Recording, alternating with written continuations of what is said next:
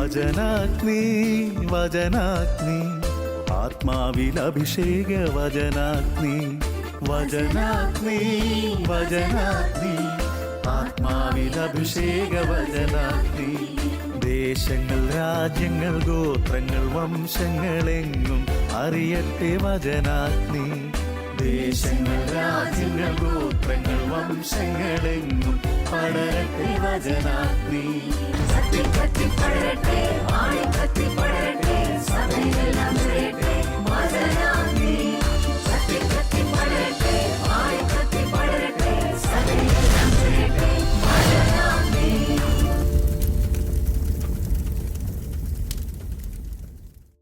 യേശുവിൽ ഏറ്റവും പ്രിയപ്പെട്ട എൻ്റെ സഹോദരരെ, നിങ്ങളെ ഏവരെയും യേശുനാമത്തിൽ ഏറ്റവും സ്നേഹത്തോടെ ഈ വചന ശുശ്രൂഷയിലേക്ക് സ്വാഗതം ചെയ്യുന്നു.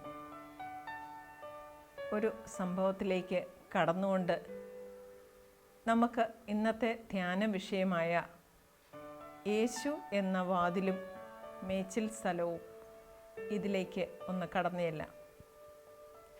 ഏതാനും വർഷങ്ങൾക്ക് മുമ്പ് നഴ്സിംഗ് പഠിക്കുന്ന ഒരു വിദ്യാർത്ഥിനി, ആദ്യ വർഷ വിദ്യാർത്ഥിനിയാണ്, എൻ്റെ അടുക്കൽ സംസാരിച്ചുകൊണ്ടിരുന്നപ്പോൾ ചോദിച്ചു, മാഡം, ഈ നഴ്സിംഗ് മേഖലയിലേക്ക് കടന്നു വന്നതുകൊണ്ട് എന്താണ് യേശു എന്നിൽ നിന്ന് ആഗ്രഹിക്കുന്നത്? തീർച്ചയായിട്ടും ജീസസ് യൂത്ത് പ്രെയർ ഗ്രൂപ്പിൽ പെടുന്ന ഒരു പെൺകുട്ടിയായിരുന്നു. ആദ്യ വർഷം ജീസസ് യൂത്തിൻ്റെ മീറ്റിങ്ങിലെല്ലാം പങ്കെടുത്തു കഴിഞ്ഞപ്പോഴാണ് പെൺകുട്ടി ഒരു ചർച്ചയ്ക്കായി വരികയും ഈ ഒരു ചോദ്യം ഉന്നയിക്കുകയും ചെയ്തത്. നഴ്സിംഗ് മേഖലയുമായി ബന്ധപ്പെട്ട ഒരുപാട് പേര് ഇപ്പോൾ ഇത് ശ്രവിച്ചുകൊണ്ടിരിക്കുന്നുണ്ടായിരിക്കും. നേഴ്സുമാരുണ്ടാവും, അവരുടെ മാതാപിതാക്കളും സഹോദരരും, കുടുംബത്തിൽ ഒരു നേഴ്സെങ്കിലും ബന്ധുക്കളോ സ്വന്തക്കാരുമായിട്ടില്ലാത്ത ആരും കാണില്ലല്ലോ. ഞാൻ ആ പെൺകുട്ടിയോട് പറഞ്ഞു, നേഴ്സിംഗ് എന്നത് യേശു തനിക്കായി വച്ചിരിക്കുന്ന ഒരു വാതിലാണ്. ഈ വാതിലിലൂടെ കടന്നു വന്ന് വാതിലിലൂടെ പുറത്തു പോയി മേച്ചിൽ സ്ഥലം കണ്ടെത്തുക എന്നതാണ് ഈ നേഴ്സിംഗ് മേഖലയിലേക്ക് കടന്നു വന്നതിലൂടെ യേശു തന്നിൽ നിന്ന് ആഗ്രഹിക്കുന്നത്. തെല്ലൊരു അത്ഭുതം കൂറിയ മുഖഭാവത്തോടെ പെൺകുട്ടി എന്നോട് ചോദിച്ചു, മാഡം പറഞ്ഞത് പൂർണ്ണമായും എനിക്ക് മനസ്സിലായില്ല. ഞാൻ തിരിച്ചു പറഞ്ഞു, എൻ്റെ ജീവിതത്തിലെ അനുഭവമാണ് ഞാനിപ്പോൾ താനുമായി ഷെയർ ചെയ്തത്. വിശദമായി അനുഭവത്തിലേക്ക് ഒന്ന് കടന്നു ചെന്നു. നേഴ്സിംഗ് ആയാലും വീട്ടമ്മയായാലും ഏത് തൊഴിൽ ചെയ്യുന്ന ആളാണെങ്കിലും ഏത് റോള് കൈകാര്യം ചെയ്യുന്ന വ്യക്തിയാണെങ്കിലും ഈ 3 കാര്യങ്ങളിലേക്കാണ് നാം ഏവരും ശ്രദ്ധ പതിപ്പിക്കേണ്ടത്. യേശു എന്ന വാതിലിലൂടെ കടന്നു വരിക, യേശുവിനെ അറിയുക, അറിഞ്ഞ ശേഷം വാതിലിലൂടെ പുറത്തേക്ക് കടക്കുക, നമ്മുടേതായ കർമ്മ രംഗങ്ങളിൽ യേശുവിന് സാക്ഷ്യം വഹിക്കുക.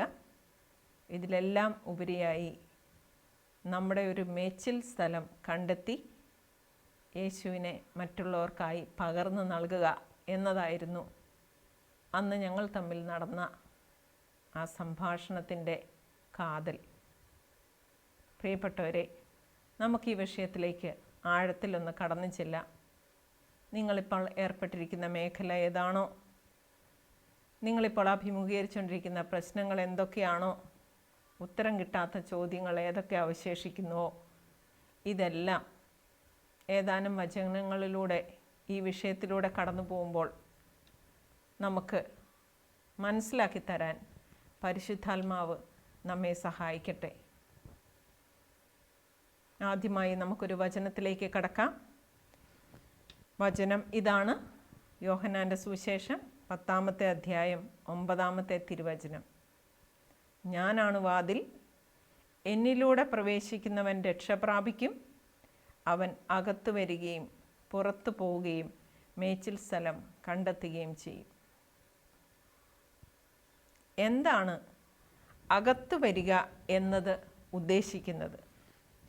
യേശു എന്ന വാതിലിലൂടെ അകത്ത് വരിക എന്ന് പറയുമ്പോൾ ഏതെങ്കിലും ഒരു അനുഭവത്തിലൂടെ നാം യേശുവിനെ കണ്ടുമുട്ടാൻ ഇടയാവുക എന്നതാണ് അർത്ഥമാക്കുന്നത്. പലരും യേശുവിനെ അടുത്തറിയുന്നത്, കണ്ടുമുട്ടുന്നത്, രുചിച്ചറിയുന്നത് എല്ലാം ഓരോ ശക്തമായ അനുഭവത്തിലൂടെ ആയിരിക്കും എന്നതിൽ യാതൊരു സംശയവുമില്ല. മിക്കവാറും ജീവിതത്തിൻ്റെ പരിപരുത്ത യാഥാർത്ഥ്യങ്ങളിലൂടെ കടന്നു പോകുമ്പോൾ, സഹന അനുഭവങ്ങളിലൂടെ കടന്നു പോകുമ്പോഴാണ് യേശുവിനെ നമുക്ക് കണ്ടെത്താനാകുന്നത്. നമ്മുടെ ആരുടെയും കാര്യത്തിൽ ഇതിലൊരു വ്യത്യാസം കാണാൻ സാധ്യതയില്ല. എങ്കിലും ഓരോരുത്തരും യേശുവിനെ കണ്ടുമുട്ടിയ അനുഭവങ്ങൾ, യേശുവിനെ തേടിയ അനുഭവങ്ങൾ, യേശുവിനെ അനുഭവിച്ചറിഞ്ഞ അനുഭവങ്ങൾ പലതായിരിക്കും.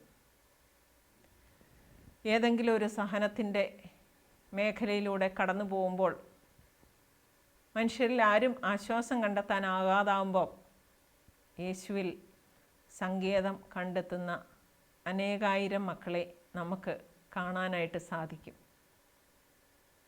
വേറൊരു വചനം കൂടെ ഈ അവസരത്തിൽ നമുക്ക് നോക്കാം. യേശുവിനെ അറിയുക എന്നതാണ് നാം ഈ ലോകത്തിലേക്ക് വന്നതിൻ്റെ ഏറ്റവും വലിയ ലക്ഷ്യം. നാം എപ്പോഴും ചിന്തിക്കുന്നത് പഠിക്കുക, സമ്പാദിക്കുക, ജോലി ചെയ്യുക, മക്കളൊക്കെ നല്ല സ്ഥിതിയിലെത്തുക, ഇതിൻ്റെ എല്ലാ അവസാനം എന്ത്, അത് കഴിഞ്ഞിട്ടോ എന്ന് ചോദിച്ചു വന്നാൽ യേശുവിൽ ചെന്ന് ചേരേണ്ടവരാണ് നാം. അപ്പം ജീവിതത്തിൽ ഇതെല്ലാം നടക്കുന്നതോടൊപ്പം സുപ്രധാനമായ വ്യക്തിപരമായ യേശുവിനെ കണ്ടുമുട്ടുന്ന അനുഭവം ഓരോരുത്തർക്കും അത് എപ്പോഴാണെന്ന് പറയാൻ പറ്റില്ല, ഉണ്ടായിക്കൊണ്ടേയിരിക്കും. അപ്പോൾ ഒരു വചനം ഇങ്ങനെ പറയുന്നു: ലോക സൃഷ്ടി മുതൽ ദൈവത്തിൻ്റെ അദൃശ്യ പ്രകൃതി, അതായത് അവിടുത്തെ അനന്തശക്തിയും ദൈവത്വവും സൃഷ്ടവസ്തുക്കളിലൂടെ സ്പഷ്ടമായി നാം അറിഞ്ഞിട്ടുണ്ട്. അതുകൊണ്ട് അവർക്ക് ഒഴികഴിവില്ല. ലോകത്തിലെ പല വസ്തുക്കളെയും അത്ഭുതം കൂറിയ മിഴികളോടെ കാണുമ്പോൾ, ശ്രദ്ധിക്കുമ്പോൾ, അഡ്മയർ ചെയ്യുമ്പോൾ, അല്ലെങ്കിൽ ഇവയെ പറ്റി വളരെ വിശദമായി സംസാരിക്കുമ്പോൾ ഇവയെല്ലാം സൃഷ്ടിച്ച ഒരാളുണ്ട് എന്ന് നമുക്ക് മനസ്സിലാക്കാൻ സാധിക്കും. ഒറ്റപ്പെട്ട അനുഭവങ്ങളിലൂടെ കടന്നു പോകുമ്പോൾ കൂടെ നിന്ന് കൈ പിടിച്ചുയർത്തുന്ന യേശുവിനെ നമ്മളെല്ലാവരും അനുഭവിച്ചറിഞ്ഞിട്ടുള്ളതാണ്. ഇനിയും സംശയത്തോടെ ഇരിക്കുന്ന വ്യക്തികൾക്ക് ഒഴികഴിവില്ല. കാരണം പ്രപഞ്ചം മുഴുവൻ ദൈവത്തിൻ്റെ മഹത്വത്തെയാണ് പ്രഘോഷിക്കുന്നത്. നിങ്ങൾ ഏത് മേഖലയിൽ എത്ര ജ്ഞാനവും ബുദ്ധിയും സാങ്കേതിക കഴിവുകളുള്ള വ്യക്തിയാണെങ്കിലും അതിൻ്റെ എല്ലാം പിന്നിൽ നമ്മുടെ മാത്രം കഴിവും മിടുക്കും അല്ല എന്ന് തുറന്ന് സമ്മതിക്കുന്ന അവസരങ്ങൾ എപ്പോഴും നമ്മുടെ ജീവിതത്തിൽ ഉണ്ടായിക്കൊണ്ടേയിരിക്കും. യേശുവിനെ അടുത്തറിഞ്ഞ ഒരു വ്യക്തിക്ക് പിന്നെ സംശയിക്കേണ്ട കാര്യമില്ല. നമ്മുടെ ജീവിതം യേശുവിന് ഭരമേൽപ്പിച്ചു കൊടുക്കുക എന്നതായിരിക്കും നാം പിന്നെ ചെയ്യുന്നതും. അപ്പോൾ അകത്ത് വരിക എന്നുദ്ദേശിക്കുന്നത് യേശുവിനെ കണ്ടുമുട്ടുന്ന അനുഭവം, അടുത്തറിയുന്ന അനുഭവം, യേശു എൻ്റെ എല്ലാമാണ്, എൻ്റെ ഓരോ പ്രവൃത്തികളെയും ഞാൻ യേശുവിന് ഏൽപ്പിച്ചു കൊടുക്കുന്നു എന്ന് ആഴത്തിൽ യേശുവുമായി ഒരു ബന്ധം ഉണ്ടാവുക എന്നതാണ്. നമുക്കേവർക്കും ഇത് വലിയ ബുദ്ധിമുട്ടില്ലാതെ അല്ലെങ്കിൽ പല അനുഭവങ്ങളിലൂടെ ജീവിതത്തിൽ സംഭവിക്കുന്നുണ്ട്. പക്ഷേ ഒരനുഭവമൊക്കെ ഉണ്ടായാലും നാം പുറത്തോട്ട് കടക്കാൻ ചിലപ്പോൾ മടിക്കും. അപ്പോൾ അടുത്ത ഭാഗത്തേക്ക് നമ്മൾ കടക്കുകയാണ്. എന്താണ് വാതിൽ വഴി പുറത്തു പോവുക എന്ന് പറയുന്നത്? ആഴത്തിൽ ദൈവാനുഭവം ഉണ്ടായ ഒരു വ്യക്തി ദൈവസന്നിധിയിലായിരിക്കുക ഏറെ മഹത്തായ കാര്യമാണ്, നമുക്കേവർക്കും സന്തോഷം തരുന്ന കാര്യവുമാണ്. എന്നാൽ അതുപോരാ, യേശു തൻ്റെ പരസ്യ ജീവിത കാലഘട്ടം നയിച്ചതുപോലെ തന്നെ ലോകത്തിലേക്ക് നാം ഇറങ്ങേണ്ടതായിട്ടുണ്ട്. ഓരോരുത്തരുടെയും പ്രവർത്തന മേഖല ഒരു വീട്ടമ്മയായിരിക്കാം, തൊഴിലാളിയായിരിക്കാം, ജോലി ചെയ്യുന്ന ആളായിരിക്കാം, വിദ്യാർത്ഥിയായിരിക്കാം, ഏത് തുറയിൽപ്പെടുന്ന ആളാണെങ്കിലും നമുക്കൊരു പ്രവർത്തന മേഖലയുണ്ട്. യേശുവിനെ ആഴത്തിൽ തൊട്ടറിഞ്ഞ വ്യക്തിയുടെ പ്രവർത്തന മേഖലയും മാറേണ്ടതായിട്ടുണ്ട്. പ്രലോഭനങ്ങളിലേക്ക് ഇറങ്ങിച്ചെല്ലുന്ന ഒരു സമയമായിട്ടാണ് നാം ഇതിനെ കാണേണ്ടത്. ഈ ഒരവസരത്തിൽ എന്തുമാത്രം യേശുവിനോട് ചേർന്ന് നിൽക്കാൻ നമുക്ക് സാധിക്കും എന്നത് നാം സ്വയം പരിശോധിച്ച് കണ്ടെത്തേണ്ടതാണ്. യേശു അനുഭവത്തിൽ നിന്ന് വാതിലിലൂടെ പുറത്തു കടക്കുന്ന വ്യക്തിക്ക് യേശുവിൽ നിന്ന് ഉൾക്കൊണ്ട ഊർജം കൈമുതലാക്കി അനുദിന സാഹചര്യങ്ങളെ യേശുവിൻ്റെ കൈ പിടിച്ച് അഭിമുഖീകരിക്കാൻ സാധിക്കണം. അങ്ങനത്തെ ഒരു സമയം വരുമ്പോൾ എത്രത്തോളം നാം വിശ്വസ്തരായി നിലകൊള്ളുന്നുണ്ട്, യേശുവിനോട് ചേർന്ന് നിൽക്കുന്നുണ്ട്, ഇതാണ് വാതിലിലൂടെ പുറത്തു വരിക എന്ന് പറയുന്നതിലൂടെ അർത്ഥമാക്കുന്നത്. നമ്മുടെ പ്രവർത്തന മേഖലയിൽ നാം എങ്ങനെയാണ് യേശുവിൻ്റെ വിശ്വസ്ത ദാസൻ ദാസിയായി പെരുമാറുന്നത്? മറ്റൊരു വചനത്തിലേക്ക് നമുക്കൊന്ന് കടന്നു ചെല്ലാം. ഫിലിപ്പിയർ 3:8 വചനമാണ്.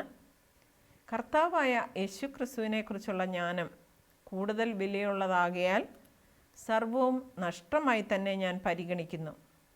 അവനെ പ്രതി ഞാൻ സകലതും നഷ്ടപ്പെടുത്തുകയും ഉച്ഛിഷ്ടം പോലെ കരുതുകയുമാണ്. ലോകത്തിൻ്റേതായിട്ടുള്ള മോഹങ്ങളും സുഖജീവിതവും എല്ലാം കൺമുമ്പിൽ കയ്യെത്തിപ്പിടിക്കാവുന്ന ദൂരത്തിൽ നിൽക്കുമ്പോൾ എപ്പോഴും നാം ചിന്തിക്കേണ്ടത്, യേശുവിനെ അറിഞ്ഞ ഞാൻ, യേശുവിൻ്റെ സ്നേഹം അനുഭവിച്ച ഞാൻ ലോകത്തിലേക്ക് ഇറങ്ങുമ്പോൾ ത്രാസിൻ്റെ 2 തട്ടുകളിൽ വയ്ക്കുന്നത് പോലെ ഏതിനാണ് ഞാൻ മൂല്യം കൊടുക്കുന്നത്? യേശു അനുഭവത്തിൽ കൂടെ കടന്നുപോയ വ്യക്തി ലോകത്തിലേക്ക് ഇറങ്ങുമ്പോഴും എല്ലാം ദൈവത്തിൻ്റെ ദാനവും ദൈവമഹത്വത്തിനായിട്ടുള്ള പ്രവൃത്തികളുമാക്കിയാണ് മാറ്റേണ്ടത്. ഒന്നിനെയും നമുക്ക് നമ്മെ തന്നെ ദൈവസ്നേഹത്തിൽ നിന്ന് അകറ്റുന്നതായി സ്വീകരിക്കാനേ പാടില്ല എന്നതാണ് ഈ വചനം നമ്മോട് പറയുന്നത്. മറ്റൊരു വചനം നാം എന്താണ് ചെയ്യേണ്ടത് എന്ന് കൂടെ പറയുന്നുണ്ട്. യേശുവിനെ അനുഭവിച്ചറിഞ്ഞ ശേഷം പുറത്തേക്ക് കടന്ന് പ്രവർത്തന മേഖലയിലേക്ക് കടക്കുന്ന നാം ചെയ്യേണ്ടത് എന്താണെന്ന് ഈ വചനം നമ്മോട് സംസാരിക്കുകയാണ്.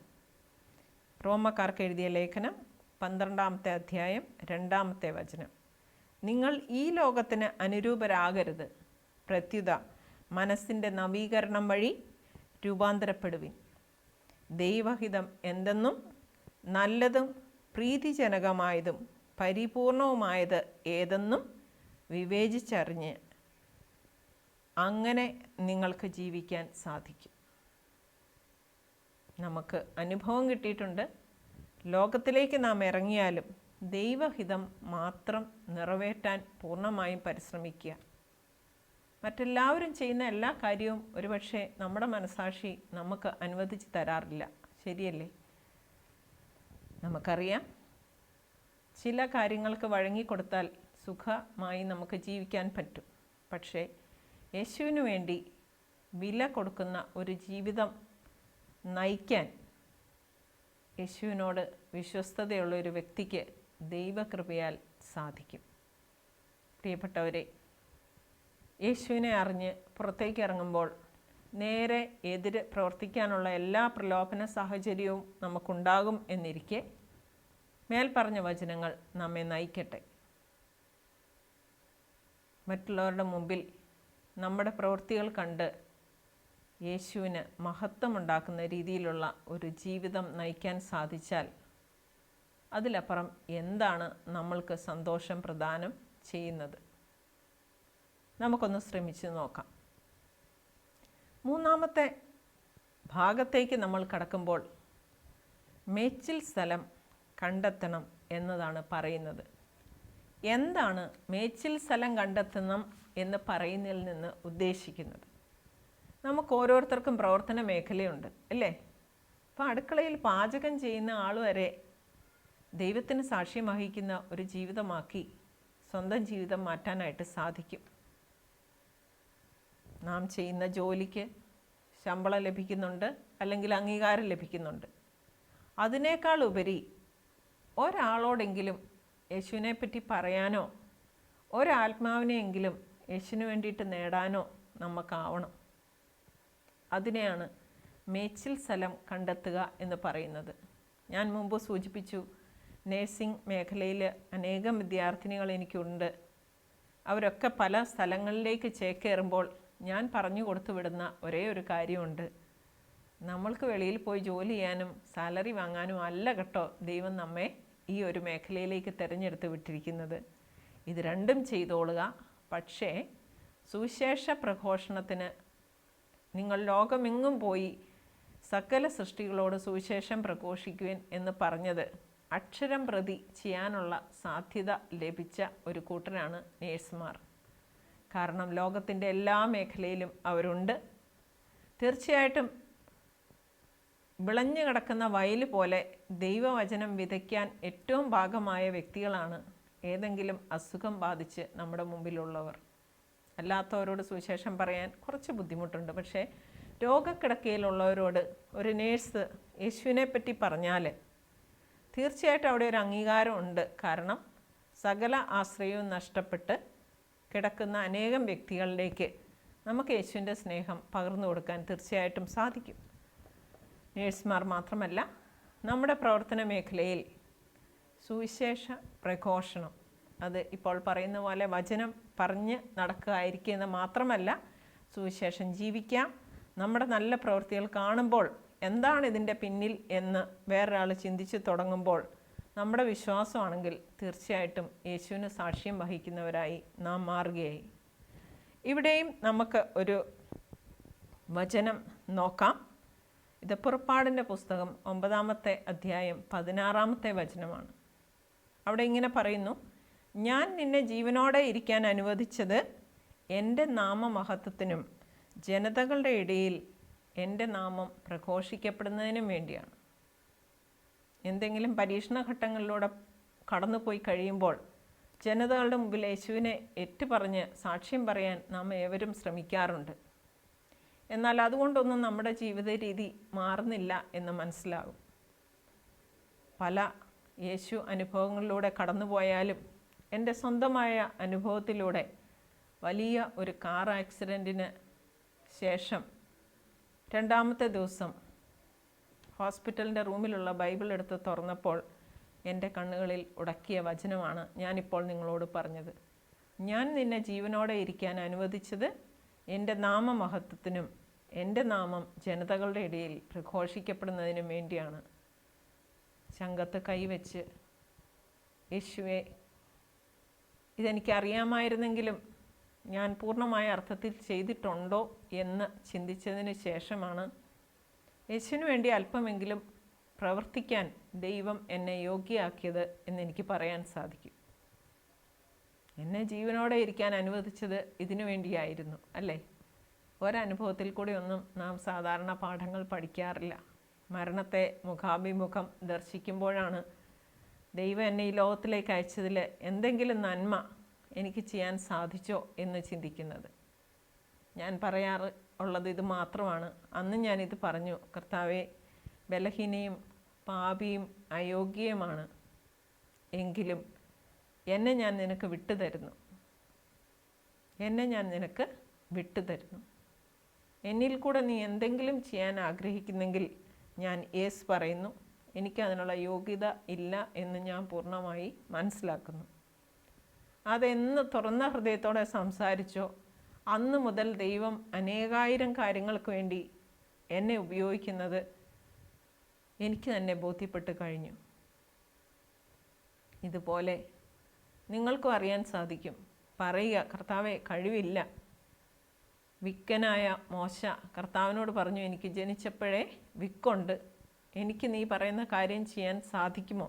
നമ്മുടെ ഓരോരുത്തരുടെ ഉള്ളിൽ വരുന്ന ചോദ്യമാണിത്. യേശു എന്താണ് മറുപടി പറഞ്ഞ്? ഒരാളെ സംസാര ചാതുര്യമുള്ളവനായോ വിക്കുള്ളവനായോ സൃഷ്ടിക്കുന്നത് ഞാനല്ലേ? ദൈവം കരം പിടിച്ചാൽ, ദൈവം ഉപയോഗിച്ചാൽ ദൈവത്തിന് വേണ്ടി പ്രവർത്തിക്കുന്ന വ്യക്തികളായി നാം മാറും എന്നതിൽ യാതൊരു സംശയവുമില്ല. നമ്മുടെ ജോലി മേഖലയുണ്ടാകാം, അത് പലതായിരിക്കാം. പക്ഷേ അത് മാത്രം പോരാ. ആ മേഖലയിൽ യേശുവിനെ പ്രഘോഷിക്കാനുള്ള ഒരു അവസരം നമ്മുടെ മുമ്പിൽ വന്നാൽ അത് ചെയ്യാൻ നാം ബാധ്യസ്ഥരാണ്. തീർച്ചയായും ഒരുപാട് ഭാരപ്പെട്ട് ഈ വചനം കേൾക്കുന്നവരുണ്ടാകാം. കർത്താവിനോട് നാം പറയുക, കർത്താവെ, നിന്നിലേക്ക് കടന്നു വരാനും നീയാകുന്ന വാതിലിലൂടെ വെളിയിൽ പോകാനും നീ എനിക്കായി നിശ്ചയിച്ചിരിക്കുന്ന മേച്ചിൽ സ്ഥലം കണ്ടെത്താനും എൻ്റെ മേൽ കരുണയായിരിക്കണേ എന്ന് പ്രാർത്ഥിക്കാം. എൻ്റെ ഉള്ളിൽ ഉയർന്ന പ്രാർത്ഥന പോലെ, കർത്താവെ, നമുക്കതിനുള്ള യോഗ്യതയില്ല എങ്കിലും എൻ്റെ കയ്യ്, എൻ്റെ ശരീരം, എൻ്റെ നാവ് ഞാൻ നിനക്ക് വിട്ടു തരികയാണ്. കർത്താവിൻ്റെ നാവാകാൻ, കർത്താവിൻ്റെ കൈകളാകാൻ, കർത്താവിൻ്റെ പാദങ്ങളാകാൻ നമുക്ക് സാധിച്ചെങ്കിൽ, കഴുതപ്പുറത്ത് യേശു ഏറിയപ്പോൾ കഴുതയാണ് മഹത്വമുള്ളതായി തീർന്നത്, അല്ലേ? യേശു ഇനി കയറാൻ സാധിക്കുന്ന ഒരു കഴുതയായി നമുക്ക് മാറാൻ സാധിച്ചാൽ അതിലപ്പുറം ഒന്നും നമുക്ക് ചെയ്യാനില്ല. നാം ഇതെല്ലാം ചിന്തിക്കുക. പറഞ്ഞിട്ടുണ്ട് മത്തായിയുടെ സുവിശേഷം 9-ാമത്തെ അധ്യായം 37-ാമത്തെ വചനത്തിൽ, വിളവധികം വേലക്കാർ ചുരുക്കം. പ്രത്യേകിച്ച് നാം കടന്നുപോയിക്കൊണ്ടിരിക്കുന്ന ഈ കൊറോണ കാലഘട്ടത്തിൽ നമുക്കാവും വിധം യേശുവിന് സാക്ഷ്യം വഹിക്കാൻ ഉള്ള സമയം പ്രയോജനപ്പെടുത്താൻ നമുക്കേവർക്കും സാധിക്കട്ടെ. നമ്മുടെ ഭാരവും ദുഃഖവും വേദനയും രോഗവും ആകുലതയും ഉത്കണ്ഠയും എല്ലാം ദൈവത്തിൽ അർപ്പിക്കാൻ നമുക്ക് സാധിക്കട്ടെ. ഇവയോരോന്നും യേശുവിലേക്ക് കടന്നു ചെല്ലാനുള്ള, യേശു എന്ന വാതിലിലൂടെ കടക്കാനുള്ള ഉപാധികളായി, ഘടകങ്ങളായി മാറട്ടെ എന്ന് നമുക്ക് ഹൃദയത്തിൽ ശക്തമായി പ്രാർത്ഥിക്കാം. ആ ബലം സ്വീകരിച്ച് പുറത്തു വരാനും യേശു ചൂണ്ടിക്കാണിച്ചു തരുന്ന മേച്ചിൽ സ്ഥലത്തെ ആടുകളുടെ കാവൽക്കാരനായി മറ്റുള്ളവർക്ക് വേണ്ടി ചുവട് കിളച്ച് വളമിടുന്നവരായി. ലൂക്കായുടെ സുവിശേഷം 13:8. മറ്റുള്ളവർക്ക് വേണ്ടി ചുവട് കിളച്ച് വളമിടുന്നവർ. കർത്താവെ, അത് 1 വർഷം കൂടെ നിൽക്കട്ടെ, ഞാനതിൻ്റെ ചുവട് കിളച്ച് വളമിട്ട് കൊള്ളാം, മേലിൽ അത് ഫലം നൽകിയേക്കാം. നമ്മുടെ ഒരു മധ്യസ്ഥ പ്രാർത്ഥന, ഒരു സംസാര രീതി, ഒരു സഹായഹസ്തം, അതിലൂടെ ഒരാത്മാവിനെ എങ്കിലും നേടി യേശുവിന് കൊടുക്കാൻ ഇന്നത്തെ ഈ വചന പ്രോഗ്രാം ഏവർക്കും സഹായകമാകട്ടെ എന്ന് ഞാൻ ആശംസിക്കുന്നു. നിങ്ങളുടെ ഭാരവും ദുഃഖവും യേശു എന്ന വാതിലിലൂടെ കടന്ന് അവിടെ അർപ്പിച്ച് പുറത്തിറങ്ങി യേശുവിന് വേണ്ടി പ്രവർത്തിക്കുന്നവരാകാൻ, തൽക്കാലത്തിന് ഭാരങ്ങളെല്ലാം മാറ്റിവെക്കാനും യേശു നമ്മുടെ ഏറ്റെടുത്ത് പ്രവർത്തിക്കുന്നതായി കാണാനിടയാകാനും നമുക്കേവർക്കും സാധിക്കട്ടെ എന്ന് ആത്മാർത്ഥമായി പ്രാർത്ഥിക്കുന്നു. നമുക്കൊരു നിമിഷം നമ്മുടെ കണ്ണുകളെ അടച്ച് ഒന്ന് പ്രാർത്ഥിച്ച് ഈ സെഷൻ അവസാനിപ്പിക്കാം.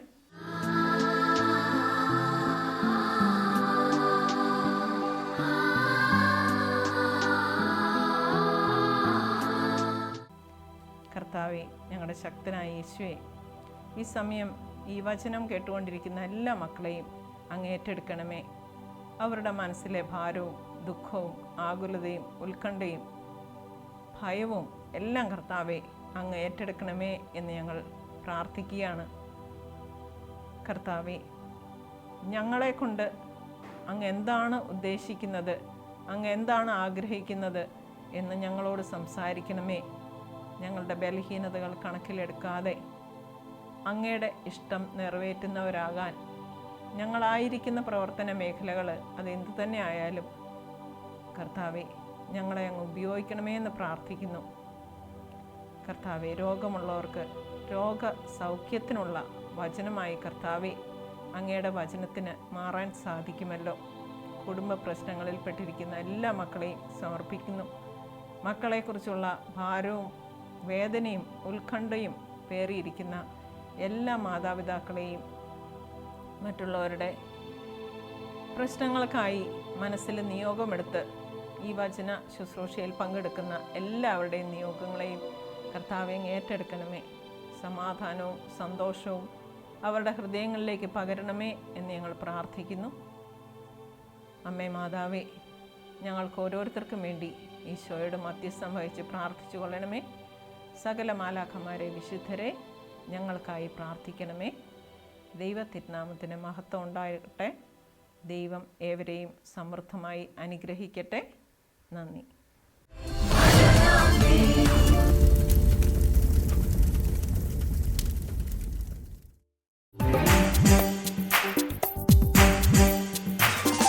പോരുമോ നാമെല്ലാം യേശുവിൽ അഭിമാനിച്ചിടാം. പോരുമോ നാമെല്ലാം യേശുവിൽ അഭിമാനിച്ചിടാം.